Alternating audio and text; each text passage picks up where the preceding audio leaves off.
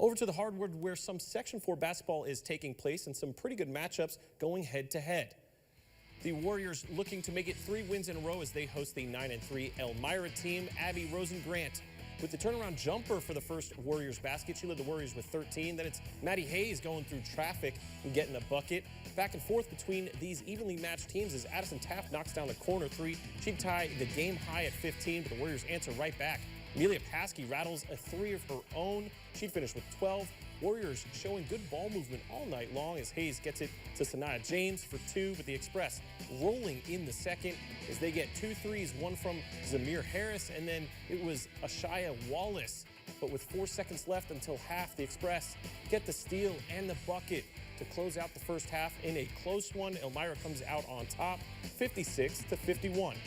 And the rest of the scores for Section 4 girls basketball, the Wolverines take down the Riverhawks 50-35, and Whitney Point and Marathon going down to the wire. The Eagles are able to hold on in the final seconds and get the win 59-54. Athens' Addie Wheeler went off for 25 points, 13 rebounds, 6 assists, and 2 steals, and led the Wildcats to a win over Trumansburg. On the boys' side, Oneonta gets the win over the Bulldogs. Brady Carr scoring his 1,000th point for the Yellow Jackets and is the 5th boys and 11th overall player to reach that milestone at Oneonta. So congrats to Brady. And Harpersville taking care of Afton 65-45.